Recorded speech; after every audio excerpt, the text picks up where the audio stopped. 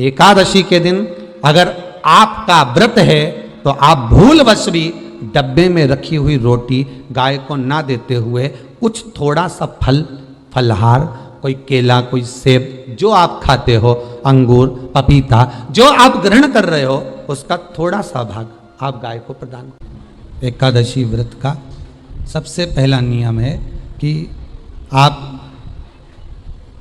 जिस दिन व्रत करो उसके एक दिन पहले भक्ति का संचार इस हृदय में कर लो। भक्ति का संचार इस हृदय में कर लीजिए। जिस दिन आप व्रत करो, जैसे एकादशी का व्रत कर रहे हो तो दशमी के दिन शाम का समय जब आवे, रात्रि जब होने लगे, शाम का समय आवे और रात्रि का आप जब भोजन ग्रहण करो तो उस भोजन में कोई ऐसा पदार्थ ग्रहण मत करिए जिस पदार्थ के कारण आपकी एकादशी बिगड़ जाए।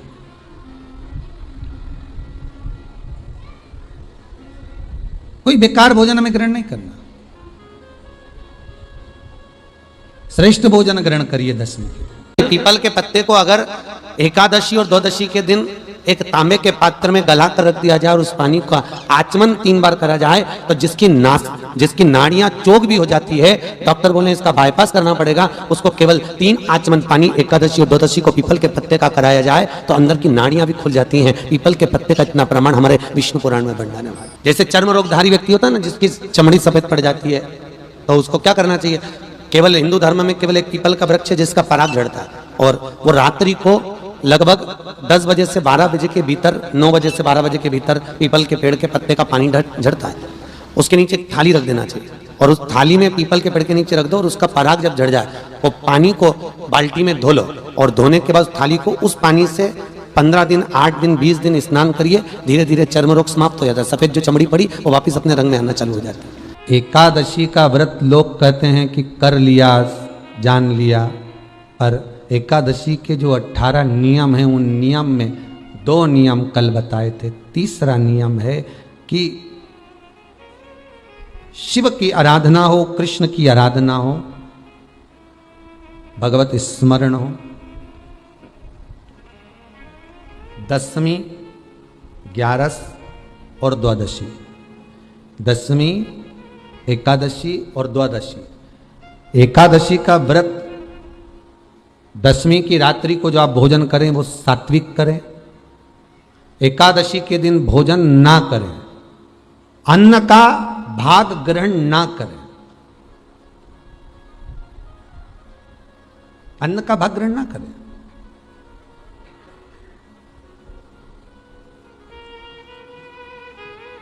कितना सुंदर कहा है महाराज जी।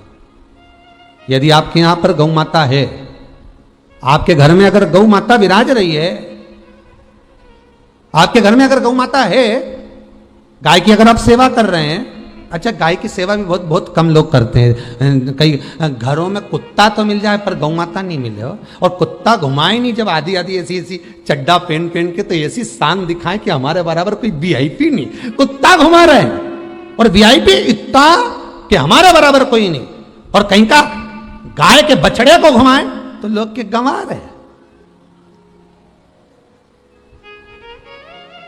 कोई अगर गौ माता को घुमाने के लिए ले जाए, गाय को पकड़कर घुमाने के लिए जाए, शहर में गाय के बछड़े को घुमाने के लिए जाए, तो लोग कहते हैं गंवा रहे, और कुत्ता घुमाए तो वीआईपी।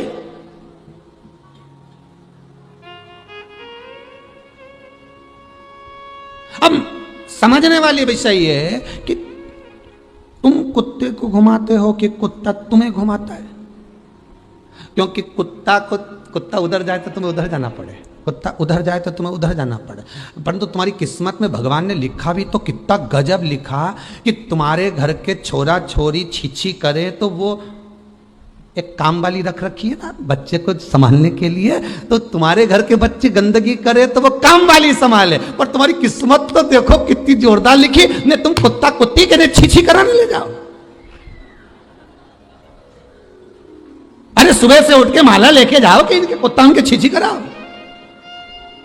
और उसमें भी गर्व महसूस करे हमारे बराबर कोई नहीं, कुत्ता ही घुमा दे। दादा हेलो दोस्तों, स्वागत है। मैं आपका दोस्त टोटल व्लॉग्स। आज हम पंडित प्रदीप जी मिश्रा के माध्यम से सुनेंगे महत्वपूर्ण। इनके देख के दया आए, सुबेरे सुबेरे हम भी जाएं मॉर्निंग वॉक करने पर इनके देखें तो भगवान से प्रार्थना करते, क्या करा था इनने अपने पूर्व समय में जो कुत्ते को छी छी करा रहे। इनने पूर्व समय में कौन सा पाप करा था भोलेनाथ? कौन सा पाप करा था? अच्छा, 3 बार गरुड़ पुराण भी पढ़ के देख ली, उसमें नहीं मिला कि ये कुत्ता उनके छींची करा। इनने पाप कौन सा करा था पुराना जमाना के, उसमें नहीं निकल। अब पढ़ेंगे कहीं स्कंद पुराण वगैरह में से ढूंढ के लाना पड़ेगा। 2-4 कथा के बाद तो बता ही दूंगा कि कौन सा पाप किया था जो ये कुत्ता की छींची। कितना सुंदर लिखा है धेनु मानस में। गीता प्रेस गोरखपुर की गौ अंक को निकालकर पढ़िए कल्याण का, उसमें लिखा है ब्रह्म मुहूर्त में सुबह के समय पर गाय की पूंछ को पकड़कर या गाय की रस्सी को पकड़कर जो 2 कदम भी चल लेता है, उसके लिए भगवान विष्णु बैकुंठ का मार्ग और कुबेर का मार्ग प्रशस्त कर कर खोल देता। जरा पढ़िए, धेनु मानस को पढ़िए, गौ अंक पढ़िए, गीता प्रेस गोरखपुर का कल्याण का अंक निकाल कर पढ़िए कि गाय का मात्र रस्सी पकड़कर 2 कदम चलने वाले के लिए मार्ग प्रशस्त हो जाता है। पर वो कुत्ता घुमाए तो VIP और तुम गाय घुमाओ तो ये तो गवार है। इनमें तो अक्कल ही नहीं, बता कई घुमाए।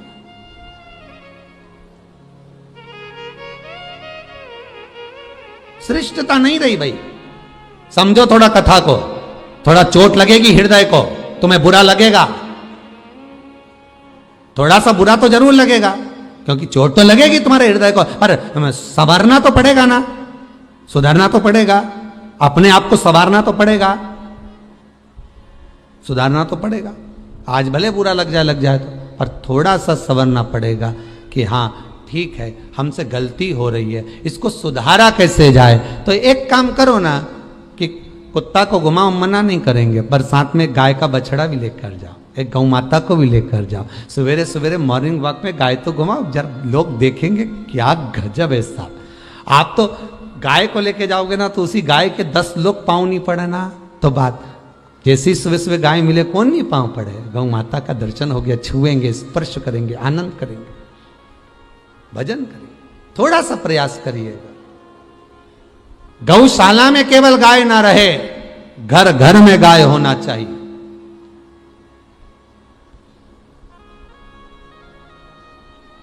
यहां पर तीसरे नंबर का जो, चौथे नंबर का जो उपाय बताया है, उपवास करने का जो नियम बताया, उसमें वर्णन किया एकादशी के दिन अगर आपका व्रत है तो आप भूलवश भी डब्बे में रखी हुई रोटी गाय को ना देते हुए कुछ थोड़ा सा फलहार, कोई केला, कोई सेब, जो आप खाते हो, अंगूर, पपीता, जो आप ग्रहण कर रहे हो, उसका थोड़ा सा भाग आप गाय को प्रदान करो, आप गाय को दीजिए।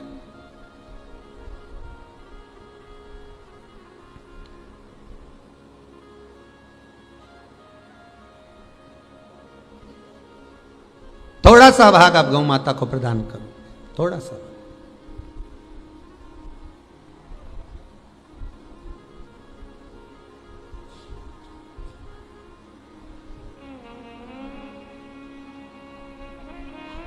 कल कोई भैया परिवार में से कोई आया था मुंबई से,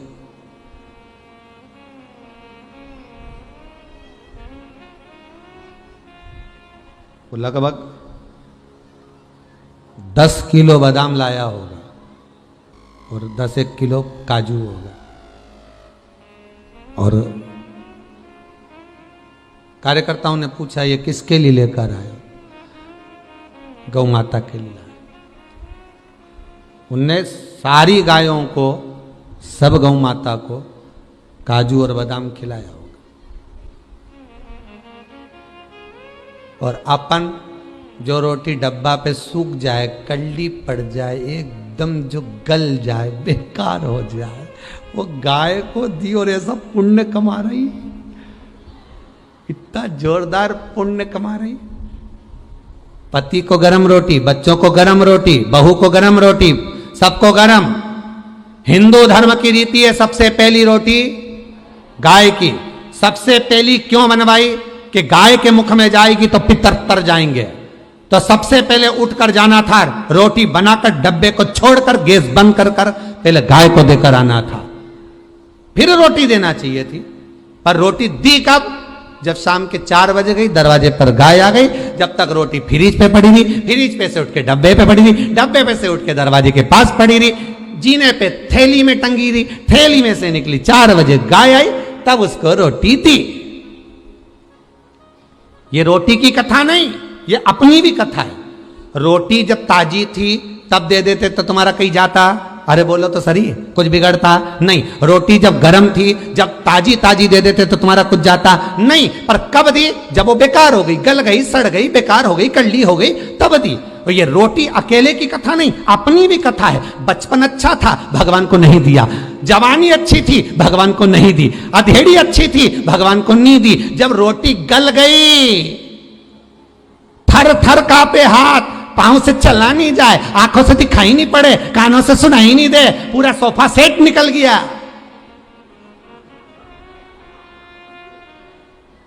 सब गायब।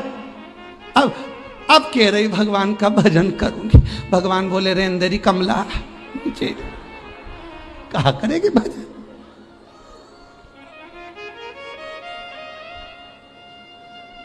चार बजे रोटी दी है गाय को, चौथी अवस्था दी है भगवान को। अरे विचार तो करो, सही है कि गलत है? रोटी ताजी थी जब दे देते, बचपन अच्छा था तब भगवान को चरणों में लगा देते, जवानी अच्छी थी तब भगवान को दे देते, अधेड़ी अच्छी थी जब भगवान को दे देते, और रोटी गल गई तब गाय को दी, बुढ़ापा आ गया तब भगवान को दिया। अब हमारे ले चल एक बार तो सीहोर ले चल, सीहोर वाला महाराज की कथा सुनी आऊं। तो बहू भी कह रहे अंदे डुकरिया कहीं रहते। तो प्रिय दर्शकों, इस वीडियो में पंडित प्रदीप जी मिश्रा के माध्यम से निर्जला एकादशी के कुछ महत्वपूर्ण उपाय को बताया गया है। इसको ध्यान से सुनो।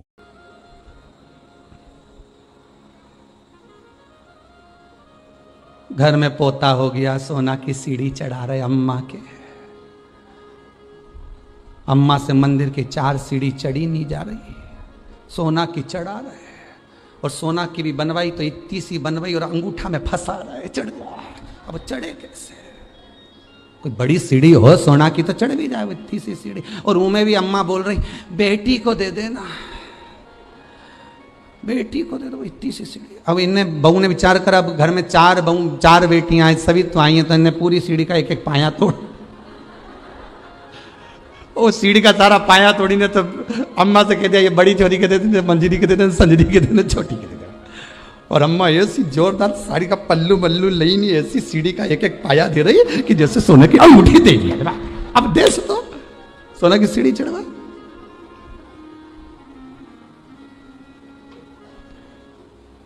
चलो भैया कथा में चले, नहीं तो लोग तो यूं के किसी और वाला मारक पगला।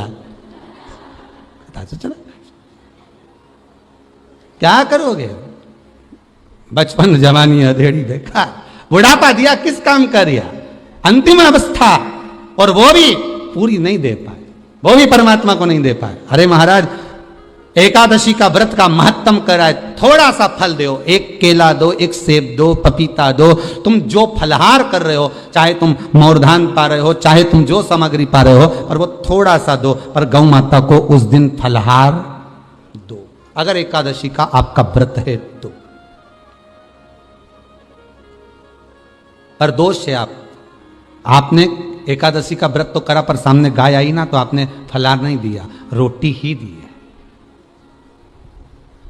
रोटी ही दी है। डब्बे में से निकाल के ले गई, गाय आई है, रोटी देना, देव मना नहीं। बाकी के दिन आप आपके बेटे से कह दो रोटी दिया बेटा जा, पर आप अपने हाथों से, आपका व्रत है तो आप फलाहार आप कर रहे हो, तो फलाहार का ही दान गौ माता को दीजिए।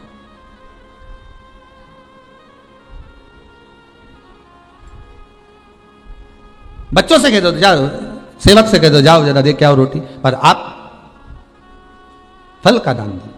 महाराज 5वां वर्णन किया चतुर्थ भाव में, बन सके जितना एकादशी के दिन भगवान का ओम नमो भगवते वासुदेवाय का जाप करें, या अपने गुरु मंत्र का स्मरण करें, या जो मंत्र आपके हृदय में समाहित हो, श्री शिवाय नमस्तुभ्यम, ओम नमः शिवाय, राम कृष्ण शिव, जो मन पड़े उसका भजन करें, पर दिल से करें। जितनी देर करते बने उतना देर करें। माला पकड़ने की भी जरूरत नहीं कि माला पकड़ के बैठूं, तो घट की जिब्या से जप लो नहीं जी वही उतना में ही पूरा हो जाए, वही बहुत है।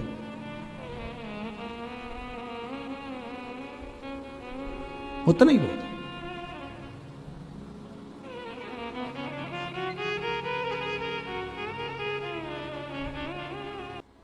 पांचवा नियम कहा, जिस दिन आपका व्रत रहे किसी निंदक से बात ना करें। निंदक जानते हो?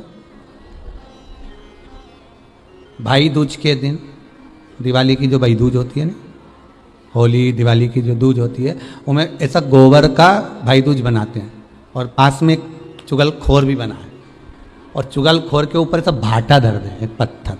अब तुम्हारे उधर रखे कि नहीं रखे हमें नहीं मालूम रहे हो, जितने आस्था पे सुन रहे हो, पर हमारे इधर तो ऐसा रहता है, गोबर का भाई बहन बनाए और उसकी पूजन करे, उसके पास में एक गोबर का चुगल चोर भी बना है, उसके ऊपर भाटा धर दे। कथा कह रही है, कथा वर्णन कर रही है, निंदक से बात ना करें। मान लो किसी ने आकर आपको निंदा कर भी दी, तो तुरंत सूर्य नारायण भगवान का दर्शन करें, और 3 बार उनका दर्शन कर कर नेत्र बंद करें, तब जाकर वो निंदा जो अंदर गई है, अंदर पवित्रता प्रदान करेगी, तब जाकर एकादशी का व्रत लगेगा। पहले तो प्रयास करो, अगर जो निंदा करने आता है ना, तो उसको उस दिन एकादशी वाले दिन दरवाजे पे लिख दो कि चुगल चोट्टा उन अंदर नहीं आए। तुम तो लिख दो, तो इतना लिखने में तुम दरवाजे पे वैसे भी तो लिखते हो, कुत्ता से सावधान, अंदर कुत्ता है। अब जब तुम इतनी बड़ी बात लिख रहे हो कि अंदर कुत्ता है, तो अंदर जाने वाले को पहले समझना पड़ेगा कि अंदर कितना कुत्ता है। चलिए तुमने तो लिख दिया कि अंदर कुत्ता है, तो समझना तो पड़ेगा नहीं कि अंदर है कितना। तो तुम दरवाजे पे लिख दो कि निंदा करने वाला चुगल चोट्टा, आज एकादशी का दिन है, हमारी मम्मी का एकादशी का व्रत है। एक इतना बड़ा कंप्यूटर से निकालो, एकादशी के दिन सेलो टेप लगा के चिपका दो, चुगल चोट्टा उन अंदर नहीं आए, आज हमारा एकादशी का व्रत है। कुछ बिगड़ेगा क्या? दरवाजा अपना, घर अपना, और जिसके बुरा लगे बाहर जा, बता। पर निंदक का अगर मुख देखो तो सूर्य का दर्शन, एकादशी के अंतर्गत वर्णन किया, व्रत के नियम 18, उसमें से एक नियम। फिर कहा जीव की हत्या ना करे, अगला नियम है, अपने द्वारा जीव की हत्या ना हो, प्रयास करना, किसी को कष्ट ना हो। 18 नियम में से एक नियम और, प्रयास करिएगा एकादशी जब भी करें तो द्वादशी से जुड़ी हुई करें, 10वीं से जुड़ी हुई एकादशी कम करें। जो वैष्णवों की एकादशी कौन सी होती है? जो एकादशी द्वादशी से जुड़ी हो, 10वीं से नहीं।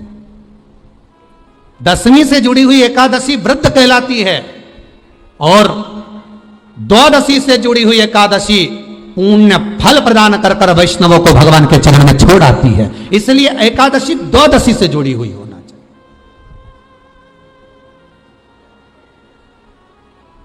अब कई लोग क्या करते हैं, जो 10वीं से जुड़ी हुई एकादशी रहती है ना, उसको करते, पर वैष्णवों की जो एकादशी मान्य है, वैष्णव धर्म की जो एकादशी होती है, वो द्वादशी से जुड़ी हुई होती है, वह 12 से जुड़ी हुई होती है, द्वादशी से जुड़ी होना चाहिए महाराज। तो वो वैष्णव जो एकादशी होती है, वैष्णवों की एकादशी होती है, वो द्वादशी से जुड़ी हुई पूर्णता का सुख देने वाली होती है। हमें घटने के साथ नहीं चलना, ध्यान दीजिएगा, हमें किसके साथ चलना है? बढ़ने के साथ, क्योंकि हमको आगे बढ़ना है कि पीछे आना है। वैष्णव आगे बढ़ता है, वैष्णव का धर्म की अग्रण्य भाव में चले, इसलिए वैष्णवों की जो एकादशी होती है वो आगे की ओर जाती है, अग्रण्य भाव में बढ़ने वाली, द्वादशी की ओर प्रवेश करने वाली, अर्थात हमारे कदम उन्नति की ओर बढ़े, हमारे कदम आगे वैभव की ओर बढ़े, संपदा की ओर बढ़े, और भगवान के चरणारविंद की ओर बढ़े, ना कि पीछे की ओर हटे। हम 10वीं के साथ मिली हुई एकादशी ना करें, हम द्वादशी के साथ मिली हुई एकादशी।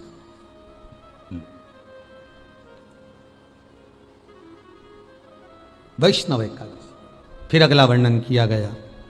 महाराज, शास्त्र कहता है, अगला वर्णन जो किया गया उसमें बताया,